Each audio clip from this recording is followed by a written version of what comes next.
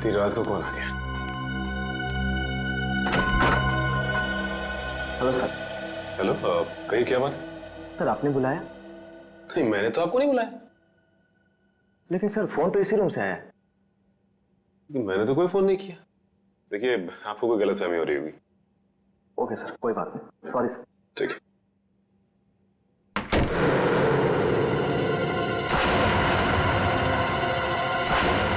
कमाल है, मैंने तो कोई फोन किया ही नहीं, तो फिर फोन कहां से है?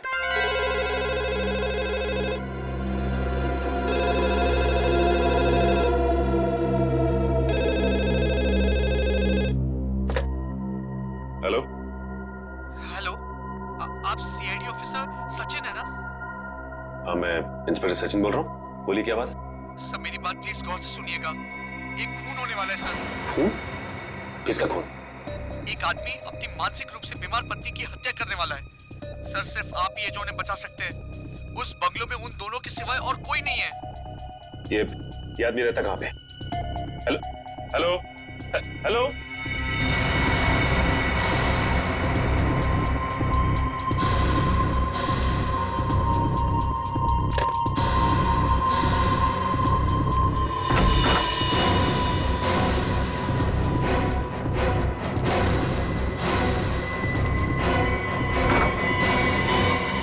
तुम क्या? एक आदमी का फोन आया था, उसने कहा किसी की जान को खतरा है। सर, मुझे भी ऐसा ही एक फोन कॉल आया था। तुम्हें भी फोन कॉल है? क्या कहा उस फोन करने वाले ने? सर वो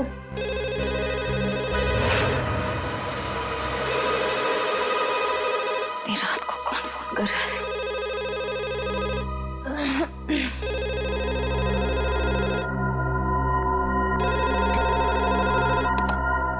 हेलो।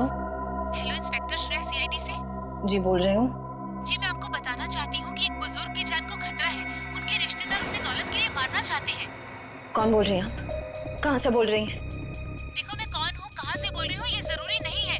आपके पास सिर्फ 48 घंटे हैं उन्हें बचाने के लिए। Hello hello.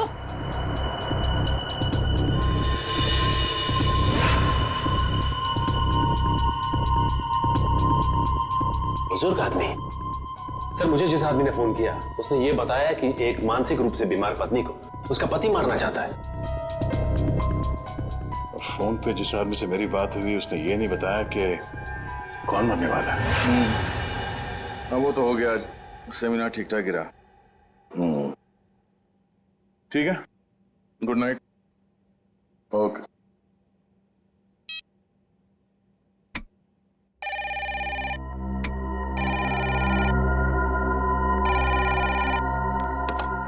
हेलो। वो कुल्हाड़ी वाला खूनी वापस आ गया है। अगले 24 घंटे में एक नया शिकार करने। बचा सकते हो तो बचा लो उसे। Hello hello hello. एक बुजुर्ग, एक पत्नी और एक कुल्हाड़ी वाला खूनी। अब ये क्या चक्कर है? तीनों की जान बचाने के लिए सबसे पहले हमें ये पता करना पड़ेगा कि फोन किसने किया था। चलो।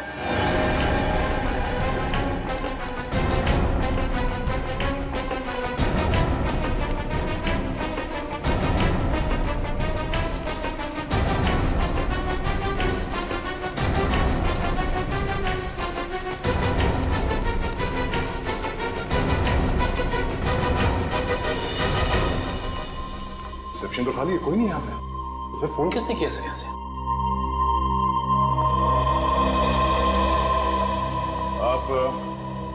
आप यहाँ के रिसेप्शनिस्ट हैं? हाँ जी, कोई प्रॉब्लम? हमारे कमरों में जो कॉल्स अभी अभी आपने ट्रांसफर किए थे वो किसने किए थे? मैंने? नहीं तो। और बिना गेस्ट की परमिशन के हम कोई फोन कॉल ट्रांसफर नहीं करते सर। अगर आपने फोन कॉल ट्रांसफर नहीं किया तो हम तीनों के कमरे में फोन कॉल कहाँ से आया? सर ट्रस्ट मी, मैं इस बारे में कुछ भी नहीं जानती हूँ। प्लीज मेरा यकीन करिए। वैसे कितनी देर पहले आपको ये कॉल्स आए थे? ये तकरीबन 5 मिनट पहले के। पर 5 मिनट पहले मैं रिसेप्शन पे नहीं थी सर। मैं कुछ काम से बाहर गई थी। ओह, शायद इसी बात का फायदा उठा के किसी ने यहाँ से कॉल ट्रांसफर किया है। रूबी, क्या बात है? कोई प्रॉब्लम है क्या? सर इन लोगों का कहना है कि इनके कमरे में कुछ फोन कॉल्स आए हैं। और पर सर मैंने फोन कॉल ट्रांसफर नहीं किया। देखो, गेस्ट इज ऑलवेज राइट।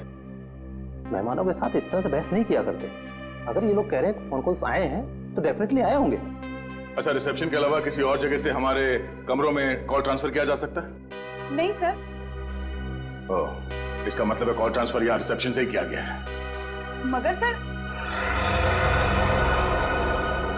हाँ सर, जाने से पहले मैंने चंदर को यहाँ रुकने के लिए कहा था। ये चंदर कौन है? हमारे स्टाफ का मेंबर है सर। और ये चंदर इस वक्त कहाँ है?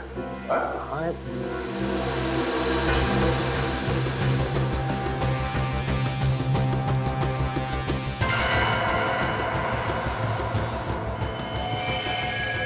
सर, सर यहाँ कोई बेहोश पड़ा है।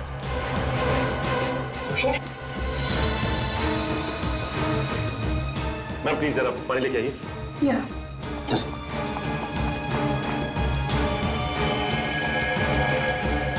यही तो चंदर है सर।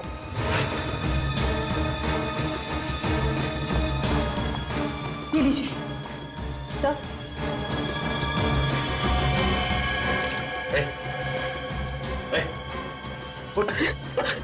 किसने किया? हाँ? कैसे हुआ? सर, मैं यहाँ पर बैठा था, किसी ने मेरा सर में बहुत जोर से मारा। कौन था वो? चेहरा देखा उसका? हाँ सर, वो एक औरत और एक आदमी। उसका स्केच बना सकते हो? हाँ सर, हाँ। ठीक है।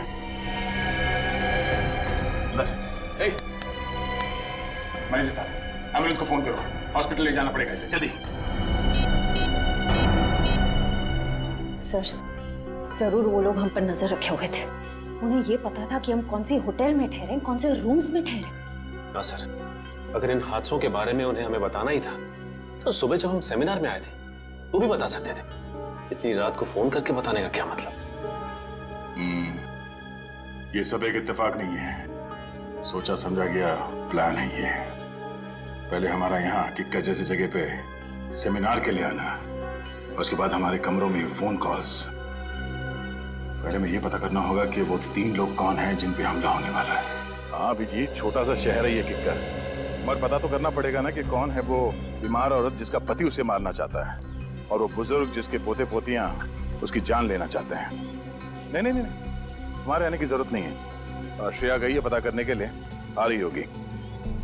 अच्छा अभिजीत, सिर्फ ये पता करना कि हमारे क्रिमिनल डेटाबेस में ऐसे कौन अपराधी है जो कुल्हाड़ियों से खून करते हैं और जो हाल ही में जेल से छूटा हो।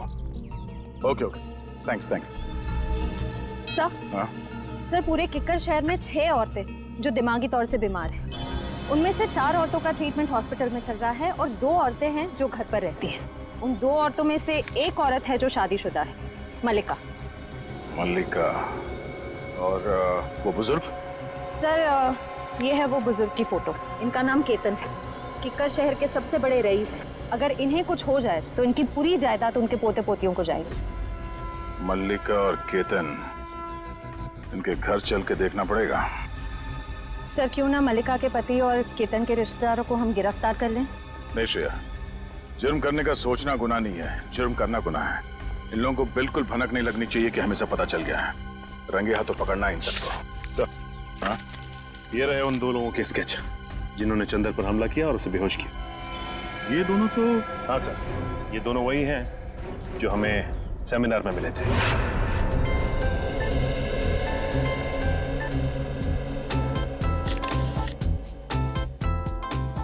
पिछले 5 सालों में किक्कर में अपराध की घटनाएं कम हुई हैं, ये बात सुन के हमें बेहद खुशी हुई। और हम लोग यही उम्मीद करते हैं कि आने वाले सालों में किक्कर और भी सुरक्षित और शांतिप्रिय क्षेत्र बन जाएगा। सर, ये जरूरी तो नहीं कि जो आंकड़े आपके पास हैं वही सही हों।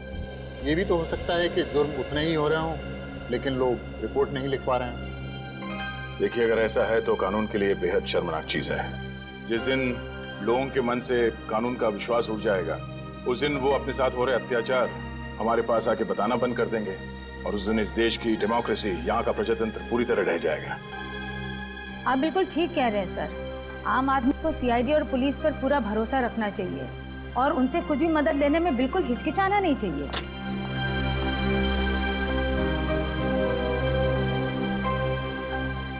चलिए सर, खाना खा लेते हैं। हमारा अगला सेशन 3 बजे तक शुरू हो जाएगा। तो आप सबसे निवेदन है कि प्लीज ठीक समय पर आ जाइए। चलिए sir. Sir please CID team की एक साथ फोटो। श्योर।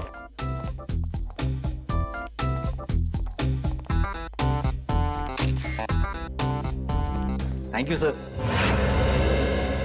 इन दोनों के बारे में अभय और माया से पता करो और इन दोनों को उनके ऑफिस बुलाओ। ये सब बिल्कुल झूठ है सर। भला क्यों हम किसी पर हमला करेंगे? अगर आप लोगों ने कुछ नहीं किया तो फिर चंदर ने आप ही लोगों का स्केच क्यों बनवाया? अब हमें क्या पता सर, आप चंदर से ही पूछ लीजिए ना। चंदर से पूछ चुके, इसीलिए तो आप तक पहुंचे। अब ये बताइए कि आप लोग क्या गैलेक्सी स्टार में अक्सर जाते थे? जी हाँ सर, जब भी हम किक्कर आते हैं होटल गैलेक्सी स्टार में ही ठहरते हैं, लेकिन कल रात हम वहां नहीं गए थे। अच्छा, जब भी किक्कर आते वही रुकते और कल रात नहीं रुके, कोई खास वजह? हाँ, क्योंकि हमारी भतीजी की किक्कर में शादी हुई है और उसके बहुत कहने पर उस रात हम उसके घर ठहर गए थे। आप चाहे तो उससे पूछ सकते हैं। पूछ भी लेंगे और रिसेप्शन डेस्क पे लगे उंगलियों के निशान वो भी मैच करवा के देखेंगे। सर अगर आप चाहें तो हमारा लाई डिटेक्टर टेस्ट भी करवा सकते हैं। जब हमने कुछ किया ही नहीं तो भला हम क्यों डरें? सर मुझे लगता है कि ये लोग सच कह रहे हैं। कहीं ये चंदर हमें गुमराह करने की कोशिश तो नहीं कर रहा है? चंदर ने हमसे कहा कि किसी ने उसके सर पे पीछे से हमला किया था, तो फिर उसने उसका चेहरा कैसे देखा, स्केच कैसे बनवाया?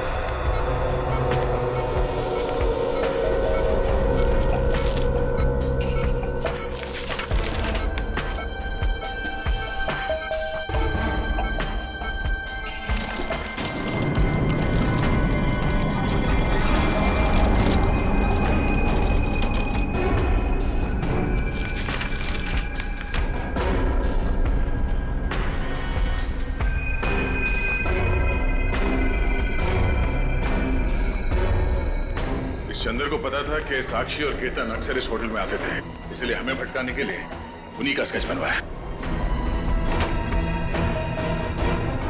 अरे ये चंदर कहाँ गया?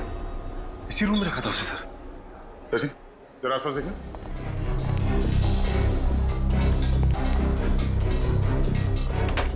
सिस्टर, इस कमरे में वो चंदर नाम का जो पेशेंट था कहाँ गया? सर वो तो अपने कमरे में ही था, किसी ने बाहर निकलते हो तो देखा नहीं उसे। सर। हाँ सचिन। सर ये खिड़की तो बंद है, यहां से तो भागा नहीं, लेकिन ये कपड़े छोड़ गया।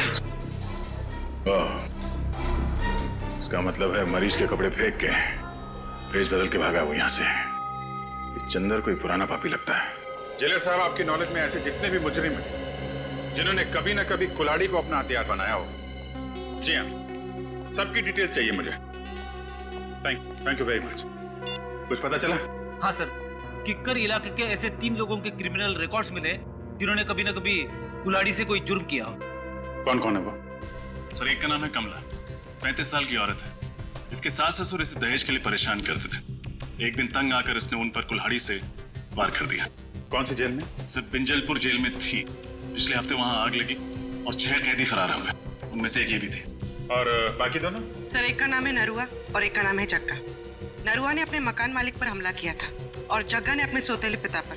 नरुआ के खिलाफ कोई सबूत नहीं थे तो अदालत ने उसे छोड़ दिया और जग्गा को मानसिक मरीज बताकर असाइलम भेज दिया गया।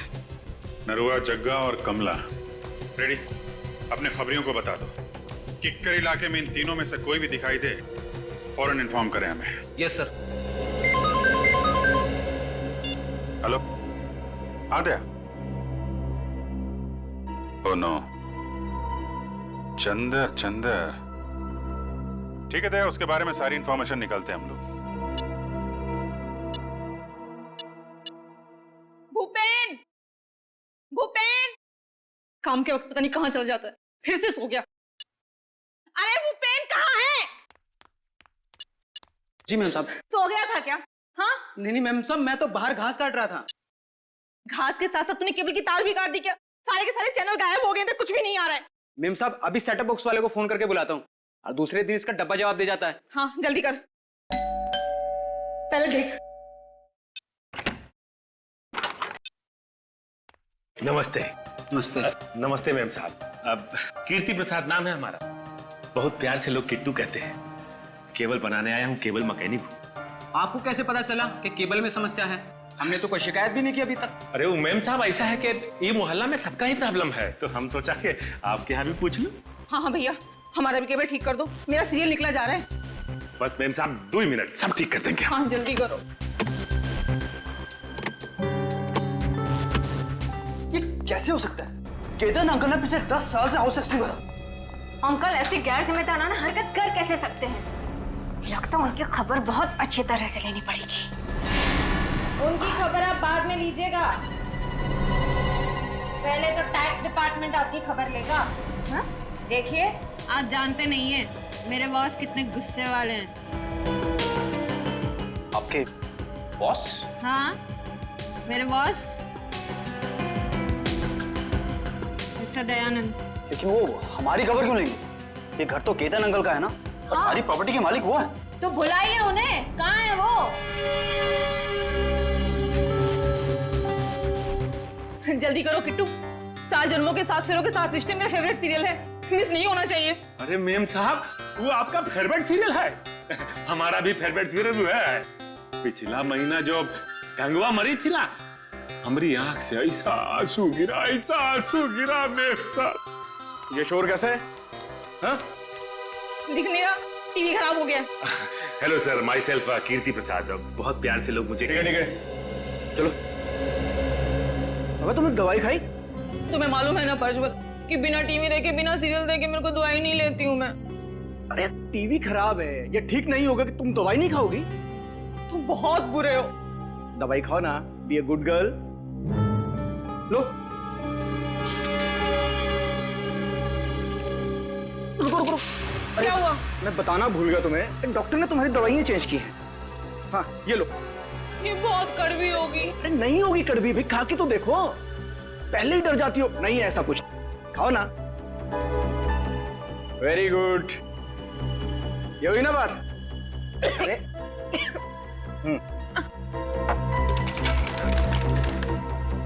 साहब क्या है कि आपका सेटअप बॉक्स में बारिश का वाटर घुस गया है, तो हम शाम को आगे ना आता हूँ। नहीं शाम को नहीं, तुम एक काम करो, तुम परसों आओ। तुम्हारा दिमाग खराब हो गया है प्रज्वल। हाँ 3 दिन तक मैं बिना टीवी के कैसे रहूंगी? और किट्टू, हमारी छत तो टपकती ही नहीं है, तो सेटअप बॉक्स में पानी कहाँ से घुस गया? तो क्या है कि मैम साहब कोनो गीला हाथ लगाया होगा सेटअप बॉक्स पे। ये SBP ने लगाया होगा। गुस्सा मत करो ना, सब ठीक हो जाए। सुनो सही, कैसे रहूंगे? तो क्या है मैम साहब के हमारे पास वो सुखाने के लिए पंप नहीं है, तो हम लेके आ गए। हाँ भैया। अच्छा मैम साहब। क्या गिराया तूने? तोड़ा तो नहीं कुछ? अरे नहीं साहब कुछ नहीं। जाओ यहाँ से। हाँ हम आते हैं सर। क्यों गुस्सा कर रही हो तुम?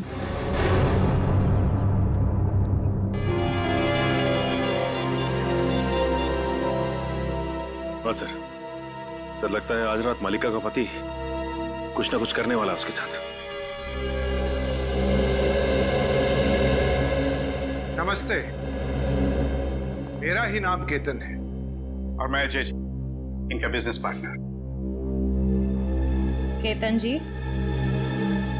मेरा नाम दयाश्री है। मैं यहाँ आपके हाउस टैक्स के बारे में बात करने आई हूँ। बात यह है कि आपने पिछले 10 सालों से हाउस टैक्स भरा नहीं है। क्या कह रही हैं आप?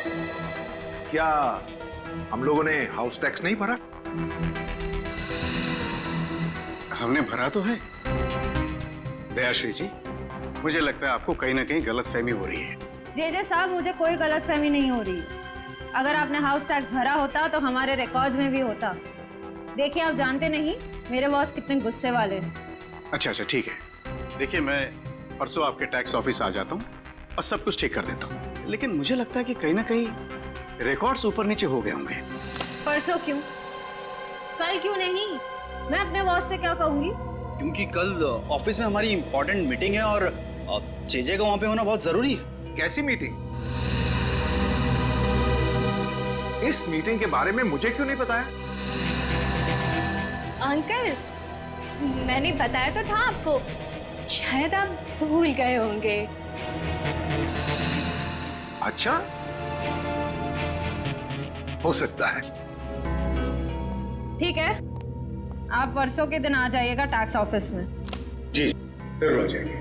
वरना मुझे दोबारा आना पड़ेगा। नहीं नहीं, ऐसी कोई नौबत नहीं आएगी।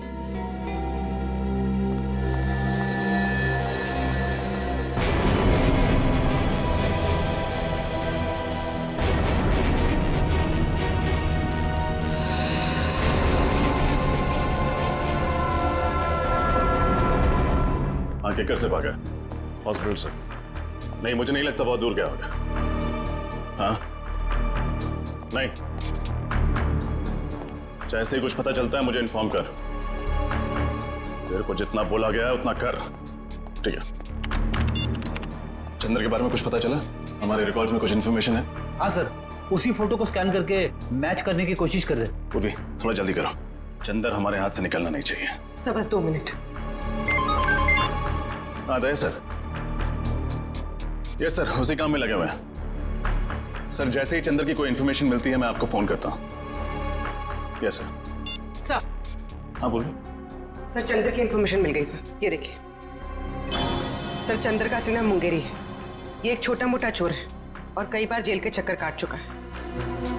अभी इसका बैंड बजाते सर, सीआईडी को चकमा देकर भाग रहा था। रहता कहाँ है? सर इसका कोई परमानेंट एड्रेस नहीं है। जब भी जेल से छूटता है तब नया ठिकाना बना लेता है। बड़ा ही पहुंचा हुआ खिलाड़ी है। आज तो आएगा ही। कब तक आंख में चोली खेलेगा हमारे साथ? सर इस चंद्र तक हम पहुंचेंगे कैसे? वो है ना हमारा खिलाड़ियों का खिलाड़ी, वो ला के देगा हमें चंद्र की कुंडली। कौन सर? हमारा दोस्त ढेंचू। ढेंचू? हाँ फ्रेडी, ढेंचू को चंद्र की सारी इंफॉर्मेशन दे दो। उससे कहो कि घंटा पूरा होने से पहले मुझे उसका ठिकाना चाहिए। Yes sir.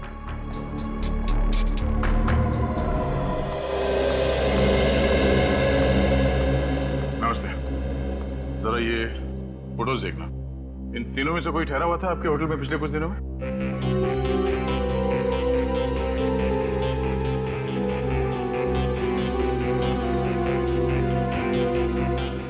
ठीक है, थैंक यू। नहीं सर, ये तीनों तो नहीं आए थे, पर एक अजीब सा आदमी आया था जिसकी दाढ़ी थी और दिन में काला चश्मा पहन के रखा था और उसके पास में आईडी कार्ड भी नहीं था। आईडी प्रूफ नहीं था और आपने उससे होटल में ठहरने दिया? नहीं सर, बगैर आईडी के तो हम किसी को होटल में नहीं ठहराते। पास में ही सेवापूर्ण नाम का गेस्ट हाउस है, मैंने उसे वहां भेज दिया। सेवापूर्ण गेस्ट हाउस? हाँ सर, ऐसा एक आदमी आया तो है यहाँ पर, 10 दिन से यहीं पर रुका है। अभी भी होटल में ही है? जी नहीं, अभी तो बाहर गया है, शाम तक ही लौटेगा। बिना आईडी के तुमने उसे 10 दिन यहाँ पे ठहरने दिया? हाँ, जानते हो ना ये गैर कानूनी है। सरकार के नियमों को तोड़ा है तुमने। गलती हो गई सर, आगे से किसी को भी बिना आय कार्ड के नहीं रुकने दूंगा। जरा ये फोटो देखो, इन दोनों में से कौन था वो? नहीं सर, इनमें से तो किसी के जैसा नहीं दिखता। उसकी तो दाढ़ी थी सर। दाढ़ी मुझ नकली भी हो सकती है, ध्यान से देखो और पहचानो कौन है वो। नहीं सर, दाढ़ी हटाने के बावजूद भी वो इनमें से किसी के जैसा नहीं दिखेगा। अच्छा, तुम्हारे होटल में सीसीटीवी कैमरा है जहाँ पे उसका चेहरा देख सकते हैं? नहीं सर, छोटा सा गेस्ट हाउस है, गलती से कभी कभार 1-2 लोग आ जाते हैं, वो सीसीटीवी कैमरा अफोर्ड नहीं कर सकते ना सर। उसके बारे में कुछ बता सकते हो? कब उठता है, कहाँ जाता है, कब लौटता था वो? नहीं सर, उसके आने जाने का तो कोई ठिकाना नहीं था। कभी कभी सुबह निकल जाता था, कभी दोपहर को, कभी शाम को जल्दी लौट आता था, तो कभी कभी रात के 3-4 भी बज जाते थे सर। अच्छा,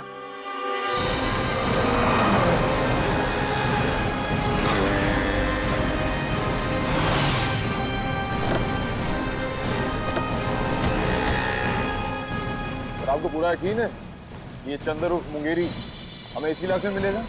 ढेंचू ने तुम यही बताया था और उसकी खबरें अक्सर सही होती। और वैसे भी चंद्र अपना कर वाला काम निपटा चुका है। ये बात तो तय है कि हॉस्पिटल से भागकर वहां नहीं जाएगा। तो ये भी तो हो सकता है कि हॉस्पिटल से निकलने के बाद चंद्र किसी और शहर चला गया। होने को तो कुछ भी हो सकता है निखिल, लेकिन चंदर का अपना घर यहाँ इस शहर में, चल के देखते हैं। सर काफी अच्छी प्लानिंग की थी इस 420 चंदर। जिस होटल में एसीपी से ठहरने वाले थे वहीं जाके नौकरी करने लगे, वो भी बस 1 हफ्ते पहले।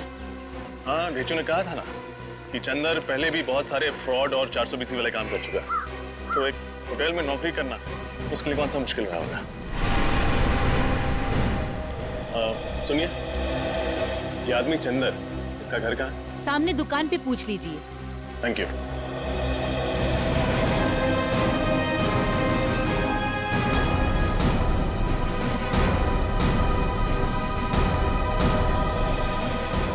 भाई साहब, ये चंदर का घर कहाँ है? जी नहीं मालूम। मुंगेरी? आप मुंगेरी ढूंढ रहे हैं? हाँ, मुंगेरी और चंदर। मिले तो उससे कहिएगा कि मेरे पैसे लौटा दे। 6 महीने पहले उसने मुझसे 10,000 रुपये उधार लिए थे, कहा था 1 हफ्ते में लौटा दूंगा, अभी तक 10 रुपये नहीं लौटाए। हाँ, बोल देंगे। लेकिन वो रहता कहाँ? वो सामने वाला घर है साहब, वो सामने वाला। Thank you. सर, केतन जी के पोते पोती सारिका और रोहित, उनका केतन जी के साथ बर्ताव बहुत ही बुरा था। जब मैंने केतन जी से कहा कि कल टैक्स ऑफिस में आ जाइए, तो रोहित और जेजे ने साफ बहाना बना दिया कि हमारी कोई मीटिंग है, हम परसों आएंगे। हर बात को घुमाने की कोशिश कर रहे थे। हाँ सर, और ये जो प्रज्वल मलिका को दवाइयाँ दे रहा है, उन दवाइयों के रिपोर्ट के मुताबिक इन दवाइयों में ट्रैंकुलाइजर है। अच्छा, और सर ये दवाइयाँ मेंटल पेशेंट्स को नहीं दी जाती। और तो और सर, उसने मुझे भी शाम को आने से मना कर दिया, जैसा केतन के घर पे हुआ था। मतलब हमारा शक सही निकला, यही वो लोग हैं जिनकी हमें तलाश थी। अब बस इस सेवापूर्ण गेस्ट हाउस से हमें कुछ पता चल जाए। सर, ये एक बहुत ही शातिर खिलाड़ी है, हमें बहकाने की कोशिश कर रहा है। हाँ, पर ये बात तो तय है कि जो फोन कॉल्स हमें आए थे वो सही थे। 3 लोगों के खून होने वाले हैं। कोई तो है जो हमें चुनौती दे रहा है। सर, एक बात अभी तक पता नहीं चली कि तीसरा आदमी कौन है जिसका खून होने वाला है। हमें इन तीनों जगहों पर नजर रखनी होगी। अगर हम सही दिशा में जा रहे हैं तो बहुत जल्द पता चल जाएगा कि तीसरा खून किसका होने वाला है।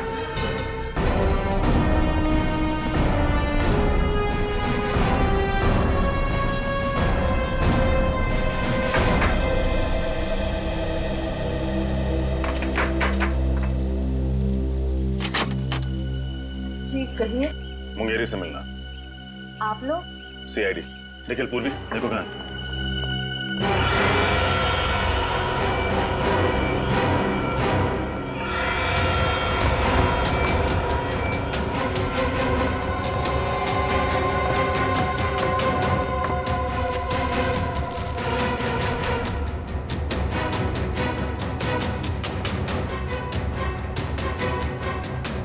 साहब, मुंगेरी घर पे नहीं है। आप उसे बचाने की कोशिश मत कीजिए। ये जूते, ये बैग उसी के हैं ना? हाँ, आज सुबह ही लौटा है वो किक्कर से। एक बहुत ही बुरी माँ रही हूँ मैं। जरूर मेरी परवरिश में ही कोई कमी रह गई हो, इसलिए मुंगेरी ने अच्छाई का नहीं बुराई का रास्ता चुना। सर, मुंगेरी घर पर। देखिए, कोई माँ बुरी नहीं होती। आई एम श्योर आपने उसे अच्छे संस्कार ही दिए होंगे। ये उसकी बदकिस्मती है कि जुर्म की दुनिया की चकाचौंध के सामने उसने अपना ज़मीर बेच दिया। इसीलिए आज तक मैंने कभी उसे बचाने की कोशिश नहीं की। 2 साल से तो वो जेल में ही था। अभी 2 हफ्ते पहले अचानक किसी ने उसकी जमानत करा दी। उसकी जमानत करा दी? किसने? ये तो खुद मुंगेरी भी नहीं जानता। उसे नोटों से भरा एक लिफाफा मिला और साथ में एक चिट्ठी जिसमें लिखा था कि उसे किक्कर जाके कुछ तो काम निपटाना है। ओह, तो इस प्लान का मास्टरमाइंड कोई और ही है। उसे मुंगेरी की जरूरत है CID को गुमराह करने के लिए, और उसी ने उसकी जमानत करवाई। मुंगेरी इस वक्त कहाँ मिली? अभी तो वो बापू बाजार गया है। कह रहा था कि उसे किसी से पैसे लेने हैं। जरूर उस मुजरिम से ही पैसे लेने होंगे जिसने ये पूरा प्लान बनाया। बापू बाजार।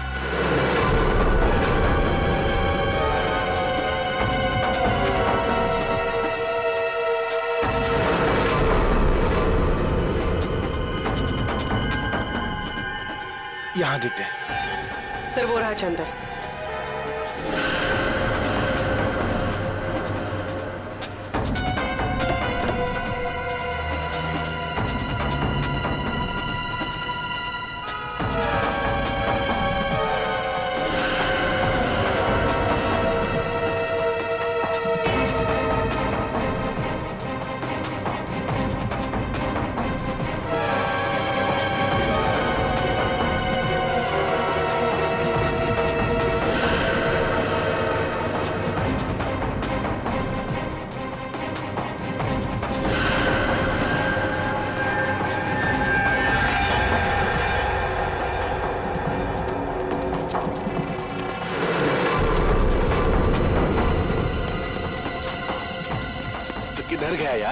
देख है वो देख। अच्छा इधर से चल चल चल चल।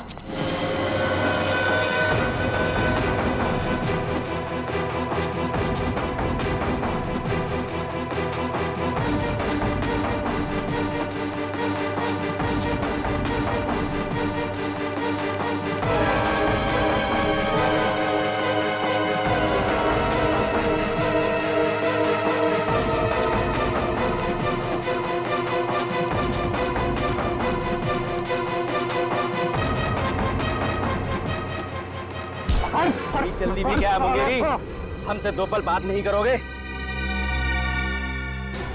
वैक्सीन वैक्सीन बैग दे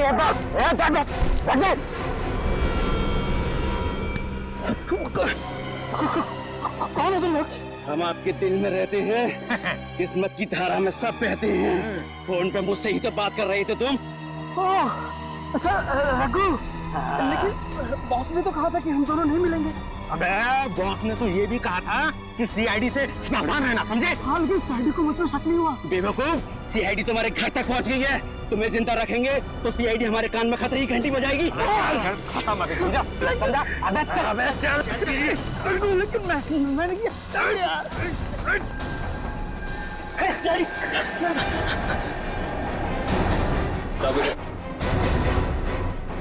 खतरे की घंटी भी बजाएंगे और इंसाफ की लोरी भी सुनाएंगे। मुझे कुछ नहीं मालूम साहब, मुझसे तो सिर्फ इतना कहा गया था कि मुंगेरी को खत्म कर दो सर। किसने कहा था? किसने कहा था? बॉस ने कहा था, बॉस ने। कौन है तुम्हारा बॉस? सर कुशल। कुशल? सर कुशल तो वो होटल मैनेजर है। सर उसी ने मुझसे कहा था सीआईडी को सारे फोन कॉल्स करने के लिए। मुझे तो ये भी नहीं पता है कि मरने वाले कौन है और मारने वाला कौन है। निखिल, ले जाए ना। चल। हट। हट। अपनी किकर वाली टीम को इन्फॉर्म करना पड़ेगा। पता नहीं क्या चल रहा है इस कुशल की खोपड़ी में। ध्यान से देखो सीढ़ी। ये मुझे क्या हो रहा है? मेरा सर क्यों चकरा रहा है? हाँ? कौन सी गोली दी है? मलिका, लगता है वो दवाई ने ना साइड इफेक्ट कर दिया। हम डॉक्टर के पास ही जा रहे हैं। लगता है ये लोग मल्लिका का काम तमाम करने जा रहे हैं। गोदाम में आग लग गई, जीजे ने मुझे फोन करके बताया क्यों नहीं? कल आपको फोन करने की कोशिश की थी, आपका फोन बंद था। मैं अपना कभी फोन बंद नहीं रखता। अंकल प्लीज जल्दी चलिए, आखिर देखें तो सही कि नुकसान कितना बड़ा हुआ है। चलो।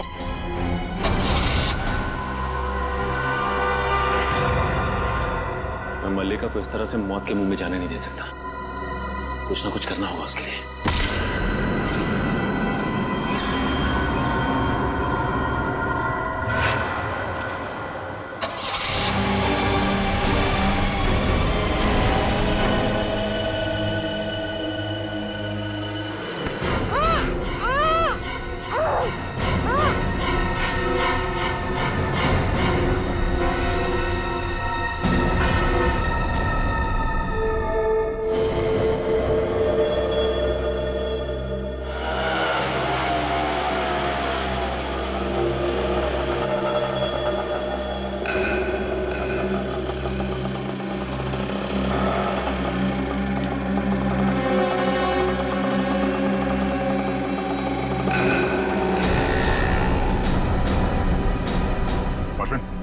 अभी जो आदमी रिक्शा से उतरा, कहाँ गया वो? साहब बड़ा ही अजीब आदमी है, उसका कुछ पता नहीं रहता है।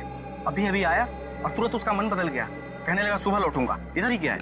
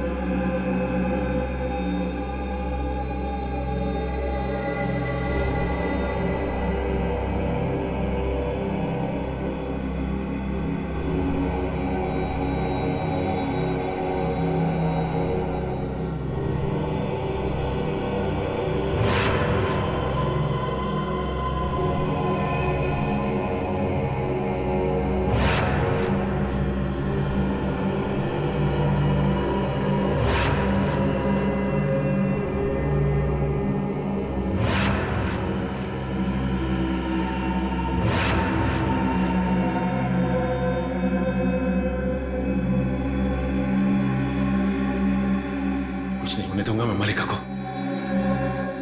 कुछ नहीं होगा उसे, कुछ नहीं।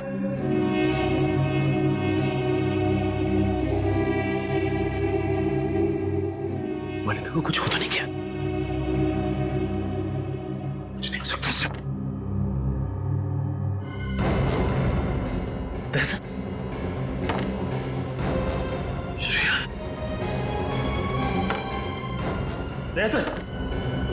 श्रेया, श्रेया, श्रेया।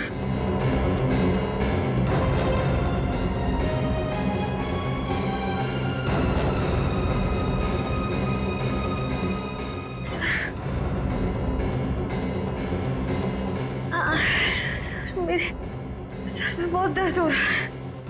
दहशत, दहशत, सर, सर, दहशत, दहशत। दहशत।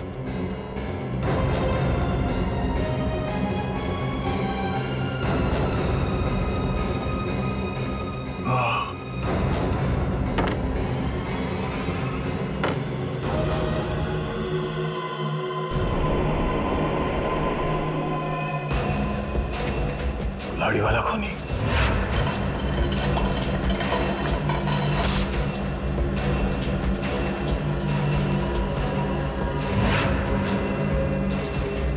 ये सब एक साजिश थी हमें बंदी बनाने की। क्या सर? मल्लिका और केतन जी भी इस साजिश में मिले हुए हैं? श्रेया, मुझे नहीं लगता मल्लिका और केतन इतने शातिर नहीं है। हाँ सर, उससे पहले कि वो उन तीनों का खून करे हमें बंदी बना लिया। सर, अगर हमारे यहाँ छूटने से पहले उसने उन लोगों को मार दिया तो? नहीं, ऐसा कुछ नहीं होगा। हम लोग यहाँ से बाहर भी जाएंगे और उन्हें बचाएंगे भी। हमारे हाथ पैर बंधे हुए हैं, दिमाग तो खुला है।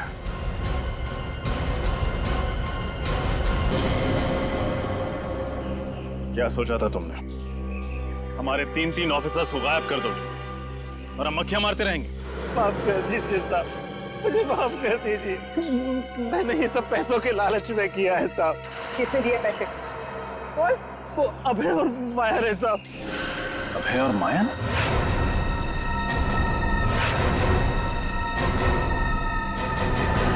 वो एनजीओ वाले जिन्होंने ये सेमिनार ऑर्गेनाइज किया था?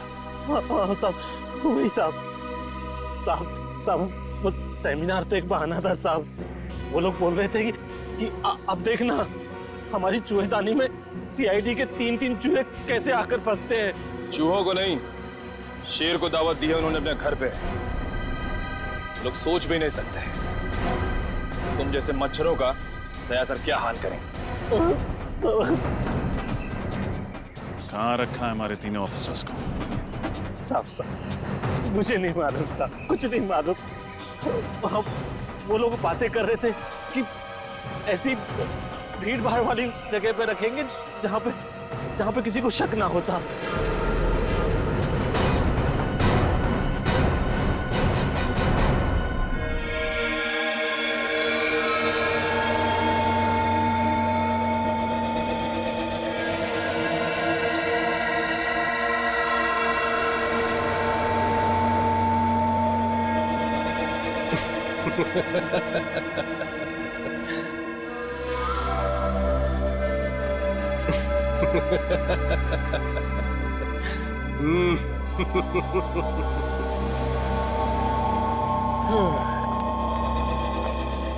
बॉस, अंदर आ जाए। अरे अभय माया, आओ आओ। बहुत अच्छा काम किया है तुम दोनों ने, बस एक कमी रह गई। कमी? वो क्या बॉस? अरे उन सीआईडी वालों के पिंजरे में कैमरा नहीं लगाया ना तुम लोगों ने। मैं देखना चाहता था कि सीआईडी वाले कैसे चीखते हैं, चिल्लाते हैं, गुर्राते हैं। वो सीआईडी वालों को तड़पाने का मजा ही कुछ और है। बॉस, सब इतनी जल्दी हो गया कि उनके सेल में कैमरा लगाने वाली बात दिमाग से ही निकल गई। नहीं, कोई बात नहीं। ये अच्छा हुआ कि तुम मल्लिका और केतन के कमरे में कैमरा लगाना नहीं भूले। लेकिन बॉस, आप इन दोनों के साथ क्या करने वाले हो? बम।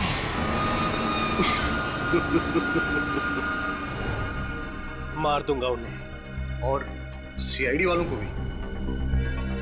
इन 3 बेगुनाह लोगों को ना बचाने के पछतावे में ये सीआईडी वाले खुद ब खुद मर जाएंगे।